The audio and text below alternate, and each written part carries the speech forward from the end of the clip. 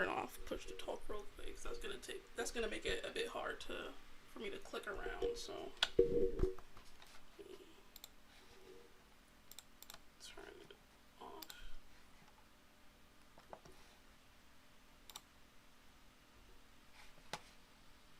Okay.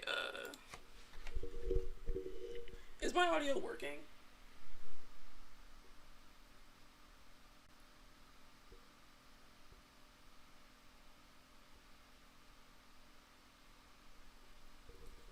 Okay, cool. So, it's 1:55, so I'm just gonna go ahead and start opening my notes up and going down the list. If it might be a bit out of order. This is technically only the second panel I've ever run, ever. So, with that said, this is the how to create and run a virtual convention panel. It's very last minute. The purpose of this panel is to educate and provide tips on how to run your own virtual convention. So, because this community doesn't have very many, I want to say Othercon's probably the only big one. So, hopefully, with this panel and eventually video, people will be able to take their own notes and make their own. So let me fix my windows so I can see. Hold on a second.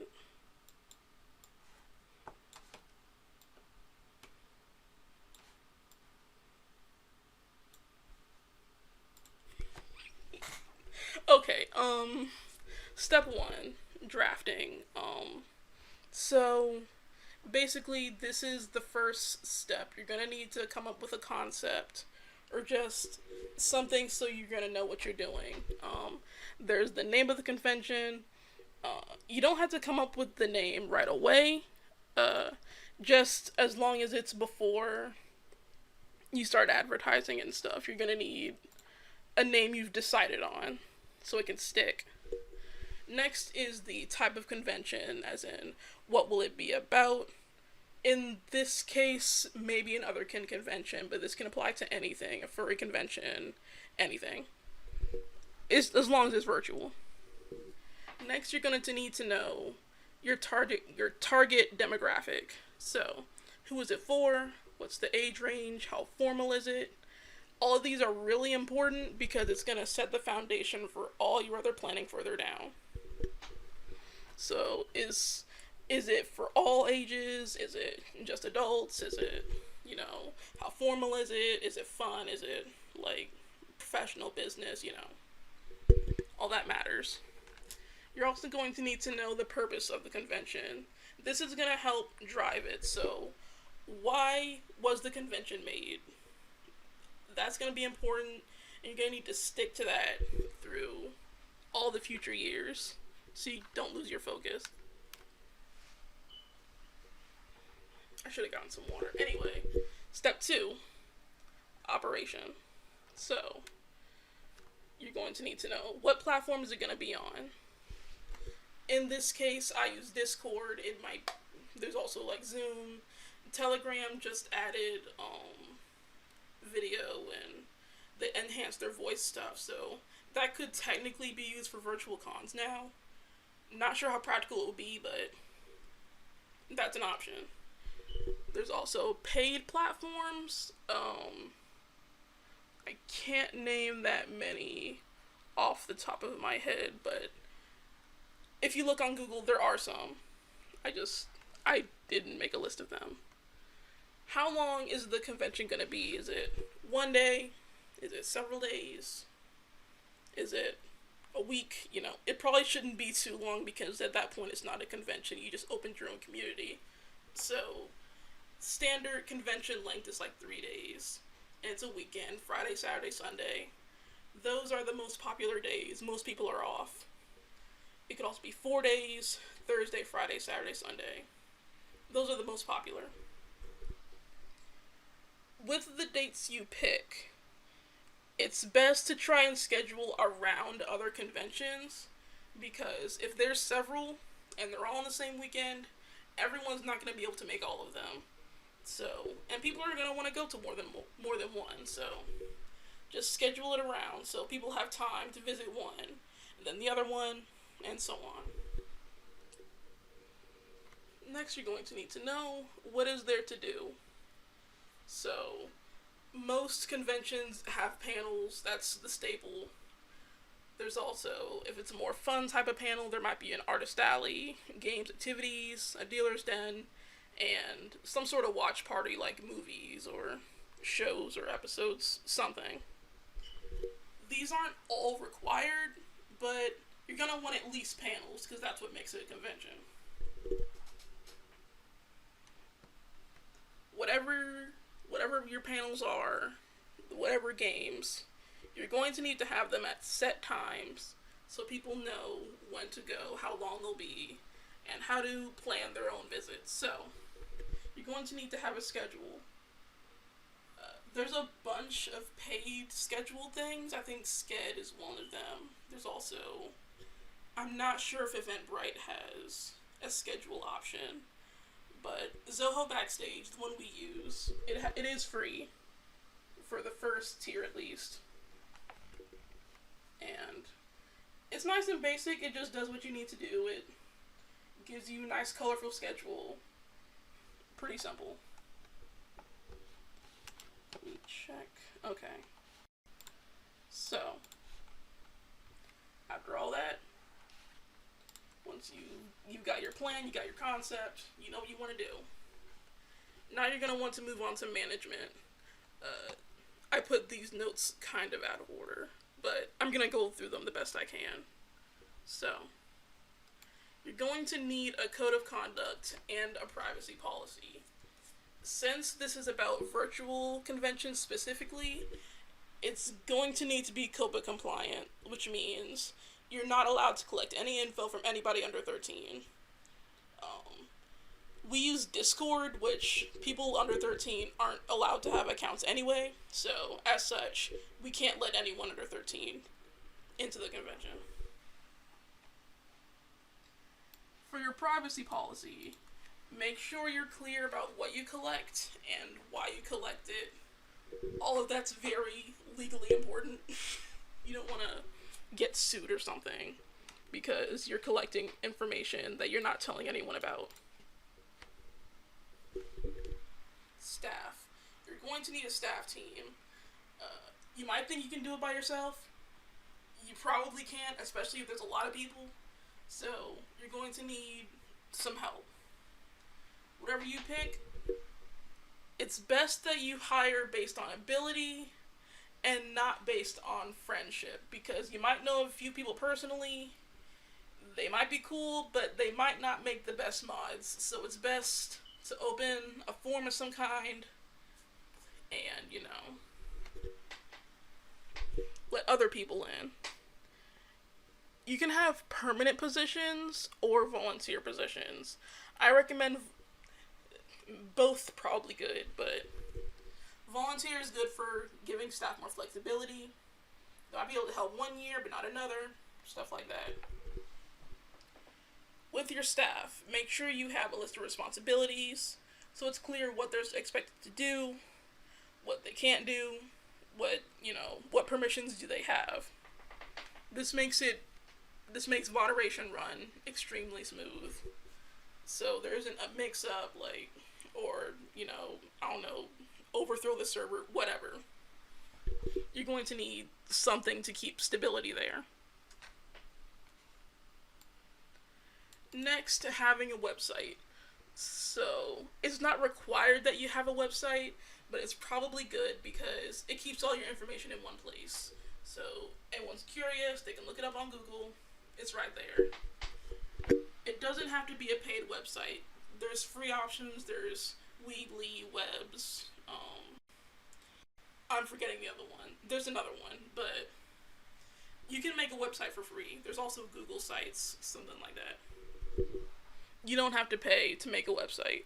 You may have to pay if you want a more professional looking one, especially if you don't know how to do it on your own. You have to hire people, but it's free. You can make a website for free. aside from your website, you're going to need an outlet for updates. So either a newsletter, a Twitter account, or a blog. This is so you can get updates to people faster, and you don't have to put every single update on the website itself. There's other social media people can check. For newsletters, I think some web hosts have newsletter things built into them, but there are free third-party email newsletters. We use MailChimp. I had to remember which one we use. We use MailChimp. There's other ones. I think Twitter just partnered with some company that lets you do newsletters. So there's a lot of options. Next, if you're using all free, like we did the first year, this isn't a problem. But if you want to pay for premiums, you're going to need to budget out what you need. Look at all your paid services and see how much it will be, so you know the total. And once you know the total, you have to know how you're going to pay for it. Is it going to be crowdfunding, tickets, or out of your own pocket? If you're going to pay out your own pocket, it's recommended you only do that if you have a steady income and enough to spare. I also recommend so there's some things that's better to pay yearly, and there's some things that are better to pay monthly. If it's like a Discord radio bot, you may only pay 1 month for that, just the month of the con. You don't need to pay for that monthly. For web hosting, I recommend paying yearly, so you pay once and it's out of the way. You don't have to worry about it until next year. Donations. If donating to charities is going to be a part of your convention, make sure you do it legally. So only registered charities can collect donation money. So if you're donating to a thing, if you're not a registered charity, you can't collect any of that money yourself. Some websites have a fundraising section, so if you're not a charity, you can just use the fundraising option, and that's a thing. Or you can do it our way. Othercon only, you donate to the charity directly, and then you just send us the receipt so we know that you did it. This is kind of an indirect way for people donating without getting in legal trouble by, handling the donation money yourself.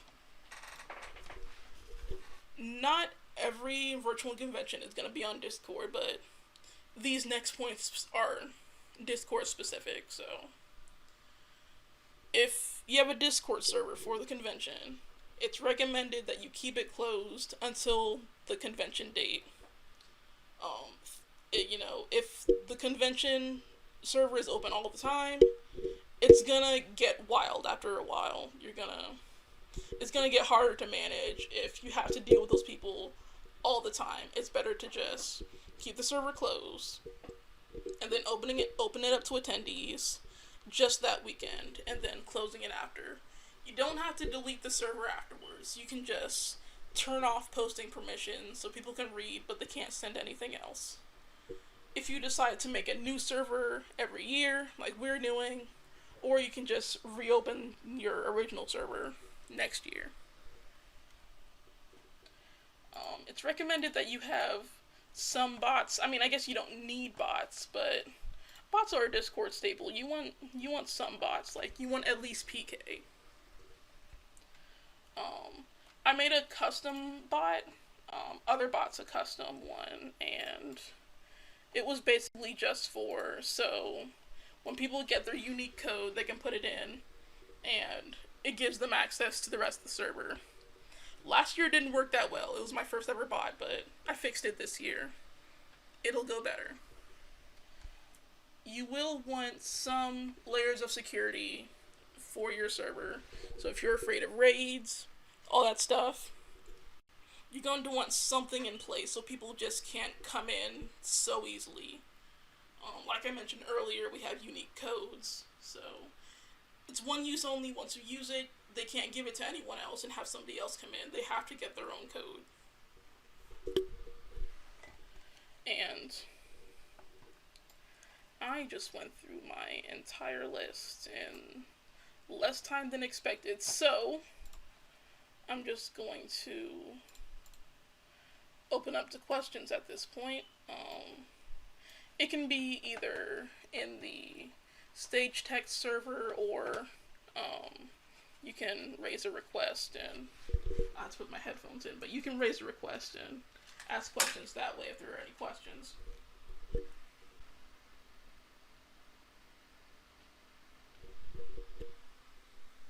Okay, so I was inspired to make Othercon when I went to Furthermore, I think 2020. I think it was 2020 or 2019. Whichever year it was that I had my first Otherkin panel at that furry convention. And I wanted to do more of them, you know. There weren't any, I didn't notice any conventions for our community. So I wanted to make one that people could come, they could, you know, enjoy themselves at least once a year, because the community is very splintered. You might meet the same people at every website, but usually it's just everyone's all over the place, and there isn't really a time when everyone just comes together in one spot. I think I made the first Othercon very last minute. I think I only had about 2 months of planning, maybe 3. That wasn't enough time. I wouldn't recommend running a virtual convention after only 2 or 3 months of planning. Don't do that. But yeah, that was that question. Anybody else?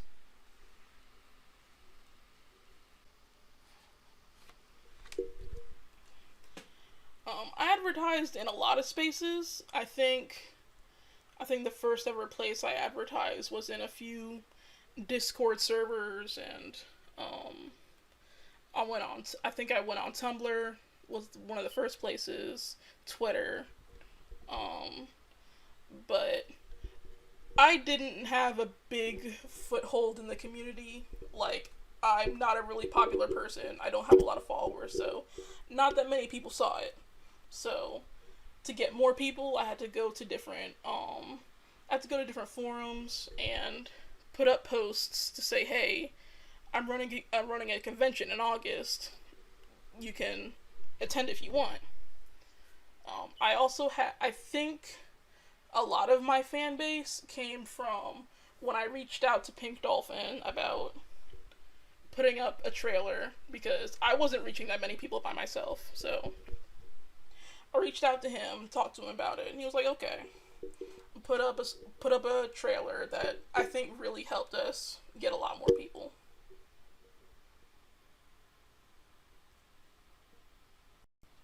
And I think after that, people just told other people, and it kind of spread more on its own. I was not expecting about 300 people. That was a lot more than I thought. I was thinking like maybe 30. Yeah, there were some mistakes that I made the first time around. The first mistake, like I mentioned earlier, was don't try to make a convention in only 2 months. That's not enough time. uh, think you need more time to properly plan out things. I made a bot really quickly. It didn't work that well, so the first day, when people were coming in, it actually didn't send the email invites to a couple hundred people, which was really bad. So what I had to do was, my friends list is now extremely long because I had to DM over almost 100 people just to send them their invites personally. So if you make a bot, test it more. You don't want to be DMing that many people the day of. And I think I realized that late. Like, I don't think it was until the second day that I realized the bot didn't send everyone their emails. So yeah, make sure you test well if you make your own bot. Around how many staff? I'll have to check real quick. How many staff members did we have? Let me see here.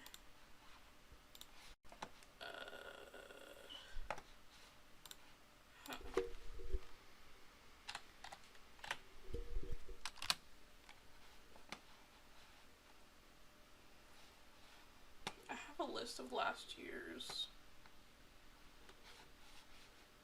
staff somewhere.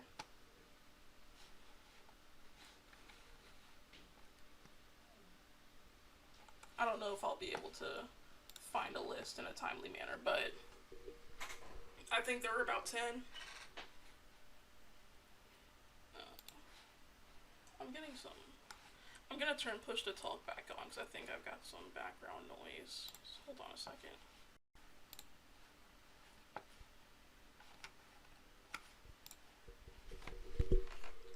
Okay, so I think the first year there were about 10 staff members. I think that was enough people. Surprisingly, nothing went haywire that first year.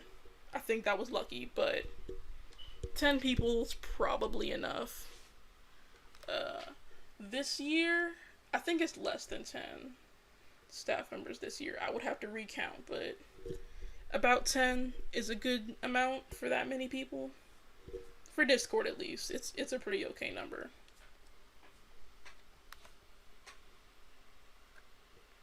So let's see. What was the most rewarding part? Okay, so I think the most rewarding part was how well it went. Like, the charities raised at least a couple $100. There were about 300 people that showed up. It went really nice. There weren't any big fights or anything. It was really successful, which I wasn't expecting, and I think that was probably one of the most rewarding parts.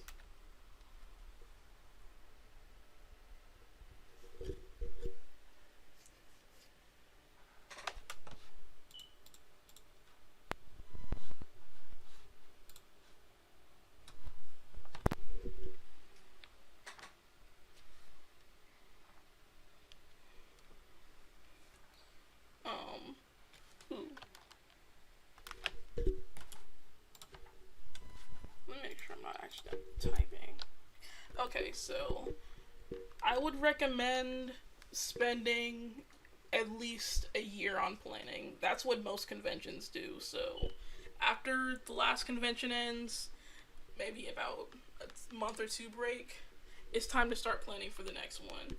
So I think planning for 2021 started in about December of 2020, and this time I gave several months for people to put their forms in and apply, and I think you're going to need at least a year, not counting whenever the date of your convention is. So you're going to need several months before whatever month you pick.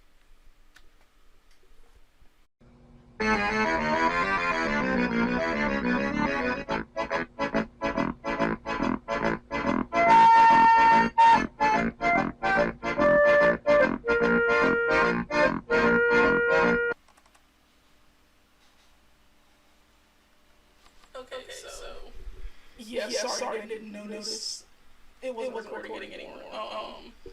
So yes, there is word for a physical convention. Not this year. Maybe in the next 2 to 3 years. I don't plan for it to replace the virtual one. It would just be together a couple months apart. It might not transition from online to local. Online, and anyone can join from wherever, but if it's local, people gotta travel, they gotta pay for plane tickets, they gotta do all this. So there aren't gonna be as many people locally as there would online, but it's something I'm willing to try out small scale at least, maybe a small meetup. And then if more people start coming year after year, then it can probably grow to a bigger convention on its own.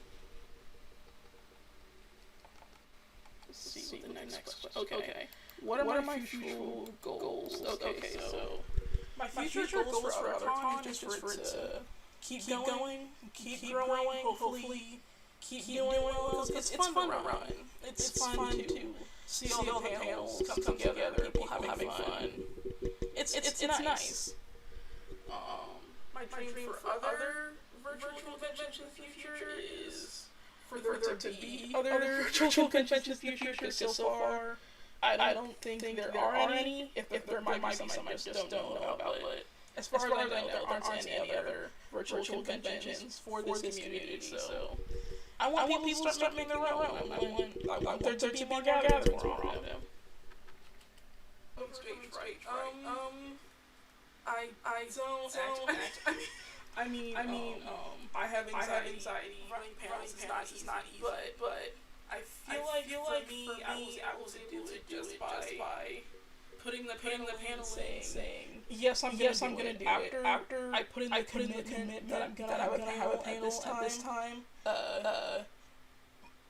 The feeling that I need to go is stronger than my anxiety. I can't cancel last minute. So I end up making myself go. And then once I'm there and start talking, it gets easier. I don't know if there's going to be a physical Othercon here. I'm based in the US. So I can't really plan for branches in Europe. But if people want to start their own other convention in Europe, they can. And I recommend because I don't think I'll be able to travel to Europe that often to run something over there.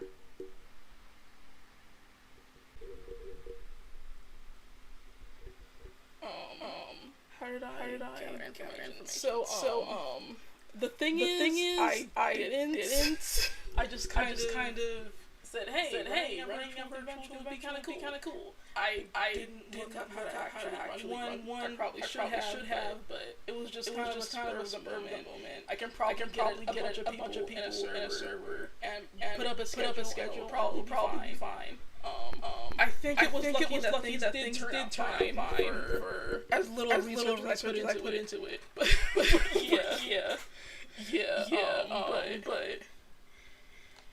I would recommend researching. I didn't do what I did. I didn't research anything. I just kind of did it. For my mic, I use a Newer NW7000.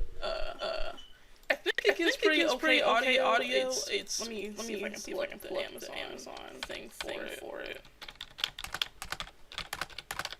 The mic only costs like $20, so it's really affordable for the sound you get. Let me get the link here.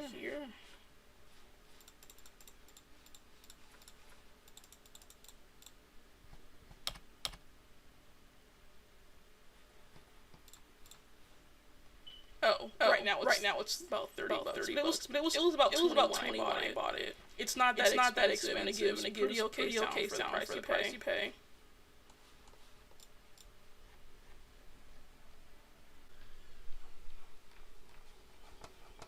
Yeah, thank you for listening in.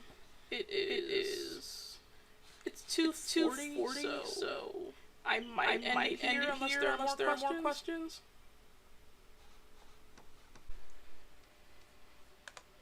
So I came up with. Let me see. Okay, here we go. So I came up with the idea after. I said 2019. I think it might have been more 2020, where I ran my first ever panel. I ran Othercon panel, and it had a pretty turnout. I wasn't expecting that many people to show up, but after talking about it, it was only about an hour. But I wanted to talk about it more. And then I proceeded to not run any panels at Othercon 2020. But it was fun to just get people together. And I think that was just my goal. I wanted to after having that one panel, I wanted to have more of them. I wanted to have a big event where a bunch of people ran their own panels, just centered on the community. It's 2:43, so I'm going to unless there's another question. I might end it here. Alright, but it's 2:44, so I'm going to end it here. Thank you everyone for arriving, and I hope the panel was really helpful. It's technically the second panel I've run ever, but Yeah. You're welcome. It was nice to run.